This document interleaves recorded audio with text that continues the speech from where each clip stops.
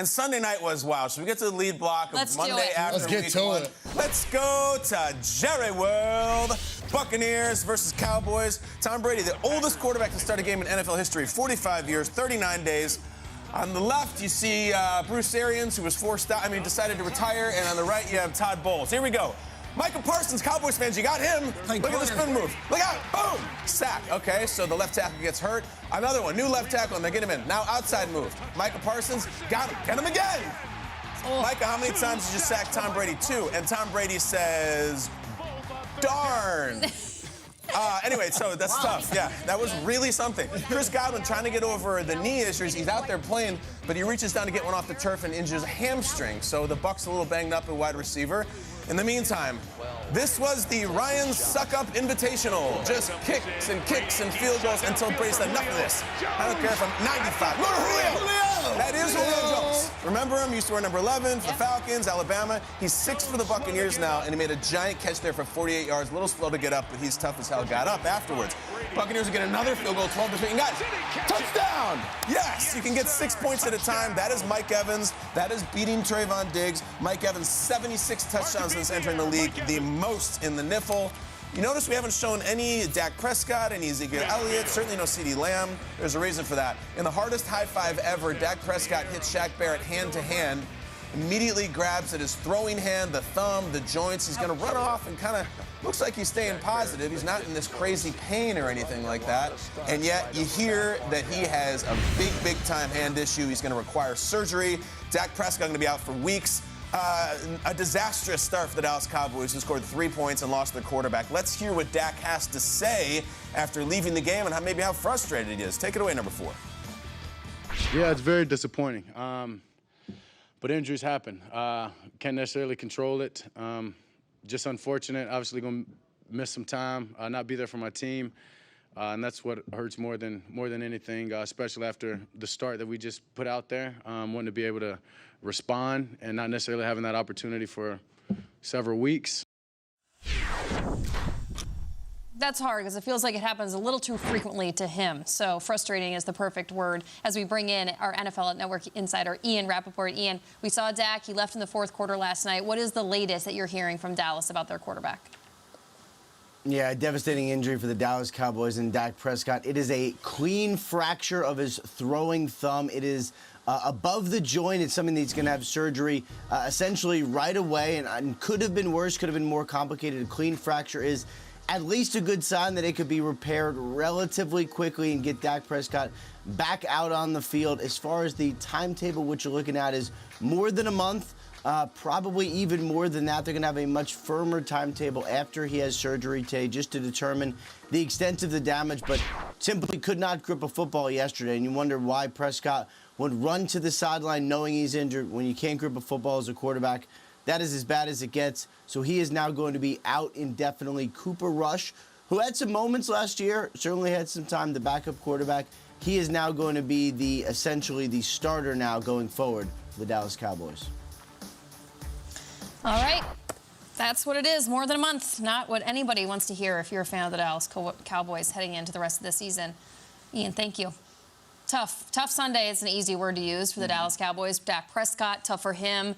Tough break all around. What does this news mean to us, though, for the Cowboys? I mean, it's devastating for the Cowboys. I mean, Dak, a thumb injury as a quarterback, impossible to throw the ball. And I think we talked about his offensive line all offseason. Dak was under pressure a lot yesterday, was sacked 2 times, and just they weren't able to get anything going on the offensive side of the ball, only putting up 3 points. And now you're talking about a Cowboys-led offense that doesn't have Dak Prescott for extended time. I know Cooper Rush has some time, but that's not what the Dallas Cowboys are looking for. They're talking Super Bowls. They're talking about having an incredible season this year. Without Dak Prescott, it almost seems impossible.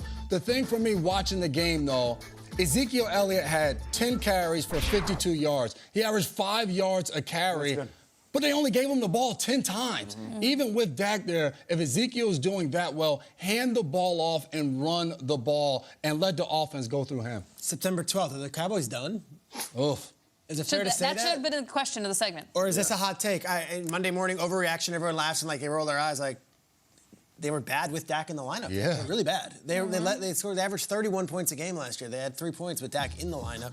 Cooper Rush is not a top 32 NFL quarterback. I think I can say that objectively. He's played in the NFL, and he was on the practice squad until a couple weeks ago, and they elevated him for this Week 1 game.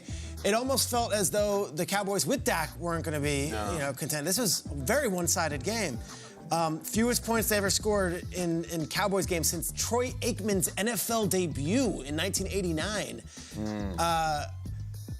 Defense was okay. Micah was flying around Micah Parsons is really good. Really good. Yeah. The Cowboys are on 5 times on primetime this season, and they have every 4 o'clock window.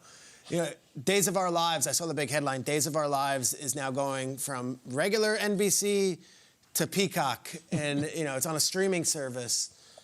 Is it too early to say the Cowboys maybe in these 5 primetime games, maybe they go to NFL Plus and we put... I don't... what are we doing here? It's September 12th. On Plus. I like that. I don't know if they're worthy of that already. And that look of McCarthy looking at that scoreboard to see the penalty, because there's getting more penalties. It's not knee-jerk. I don't know. I think they might... Kyle, we have 31 other teams to talk about. Like sands through the hourglass. We talk about this all the time. You know what? The shot that we already have of the Cowboys is basically their team logo, which is Jerry standing there with 50 microphones around him, and he's we're very disappointed. We're already there Week 1. But this is what I would say. Hold on a second. You have a superstar running back who makes $20 million a year. You have a superstar wide receiver who's in the 88 club and has his own commercial about it.